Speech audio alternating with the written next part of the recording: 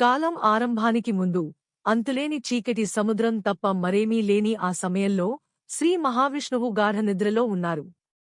ఆయన ఆదిశేషునిపై శయనించి ఆ అంతులేని శూన్యంలో శాంతికి ప్రతీకగా వెలిగారు. తనలో సకల సృష్టికి సంబంధించిన వాగ్దానాన్ని నిక్షిప్తం చేసుకుని ఉన్నారు. ఈ గాఢమైన నిద్ర ఒక శూన్యం కాదు, అది ఇంకా ఆవిష్కృతం కాని విశ్వాన్ని తనలో నింపుకున్న శక్తివంతమైన నిశ్చలత. ఆ నిశ్శబ్దం లోతుల నుండి ప్రణవనాదం ఓం ప్రతిధ్వనించడం మొదలుపెట్టింది. శూన్యాన్ని శక్తితో నింపింది. శ్రీ మహావిష్ణువు కదిలారు. ఆయన కళ్ళు నవజాత విశ్వం వైపు తెరుచుకున్నాయి. ఆయన నాభి నుండి ఒక అద్భుతమైన పద్మం వికసించింది. దాని పవిత్ర దళాలపై లోకాల సృష్టికర్త అయిన బ్రహ్మదేవుడు ఆవిర్భవించారు. ఆయన దివ్య ప్రణాళికను ఆవిష్కరించడానికి సిద్ధంగా ఉన్నారు.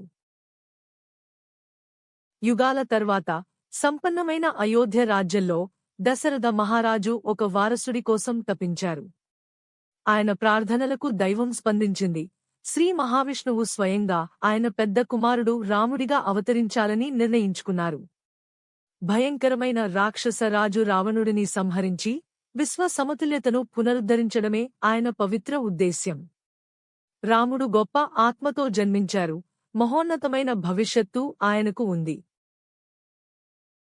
పొరుగున ఉన్న మిథిలా రాజ్యంలో భూమి పుత్రిక అయిన సీతాదేవి అద్భుతమైన సౌందర్యంతో దయతో పెరిగింది. ఆమె తండ్రి జనక మహారాజు ఒక సవాలు పెట్టారు. శివుని గొప్ప ధనస్సును ఎక్కుపెట్టినవాడే ఆమెను వివాహం చేసుకుంటాడు. యువరాముడు అప్రయత్నంగా ఆ దివ్య ధనస్సును ఎత్తడమే కాకుండా విరిచారు. అలా వారి పూర్వనిర్ణీత కలయికను నెరవేర్చారు. రాముడికి పట్టాభిషేకం జరగబోతుండగా ఒక రాణికి ఇచ్చిన వరాల కారణంగా విధి ఒక క్రూరమైన మలుపు తిరిగింది. ఆయనను 14 సంవత్సరాల వనవాసానికి పంపింది. సీతాదేవి తన భక్తిలో స్థిరంగా ఉండి తన నమ్మకమైన సోదరుడు లక్ష్మణుడితో పాటు అరణ్యానికి వెళ్లడానికి నిర్ణయించుకుంది. కాని వారి సాధారణ జీవితం చెదిరిపోయింది. రాక్షసరాజు రావణుడు మోసంతో సీతను అపహరించాడు. ఇది రాముడిని తీవ్ర దుఃఖంలో ముంచింది. సీతను రక్షించాలనే అచంచలమైన సంకల్పంతో రాముడు శక్తివంతమైన హనుమంతుడు నాయకత్వం వహించిన వానర సైన్యంతో పొత్తు పెట్టుకున్నారు. అపారమైన భక్తి, అద్భుతమైన బలంతో హనుమంతుడు విశాలమైన సముద్రాన్ని దాటి రావణుడి ద్వీపరాజ్యం లంకకు దూకారు. అక్కడ ఆయన సీతను కనుగొన్నారు. ఆమె బందీగా ఉన్నప్పటికీ ఆమె ఆత్మ చెక్కుచెదరలేదు. ఆశకు ప్రతీకగా రాముడి ఉంగరాన్ని ఆమెకు అందించారు.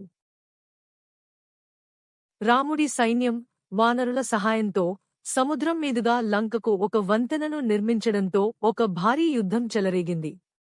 భయంకరమైన యుద్ధాలు జరిగాయి. ధైర్యాన్ని, విధేయతను పరీక్షించాయి.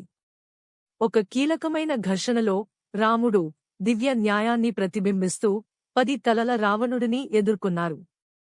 ఒక శక్తివంతమైన బాణంతో రాముడు రాక్షస రాజును సంహరించారు. తన పవిత్ర లక్ష్యాన్ని నెరవేర్చి సీతను విముక్తురాలిని చేశారు. రావణుడు ఓడిపోయి సీత విముక్తురాలైన తర్వాత రాముడి వనవాసం ముగిసింది. ఆయన అయోధ్యకు తిరిగి వచ్చారు. అక్కడ ఆయనకు పట్టాభిషేకం జరిగింది. శాంతి, శ్రేయస్సు, ధర్మబద్ధమైన స్వర్ణయుగాన్ని ప్రారంభించారు. రామసీతల కథ ధర్మ విజయానికి శాశ్వత నిదర్శనంగా నిలుస్తుంది. సత్యం, భక్తి చివరికి విజయం సాధిస్తాయని, సకల జీవులకు మార్గాన్ని ప్రకాశవంతం చేస్తాయని మనకు గుర్తుచేస్తుంది. సనాతన సందేశం: ధర్మం, సత్యం, భక్తి మార్గంలో నడిచేవారికి విజయం నిశ్చయం.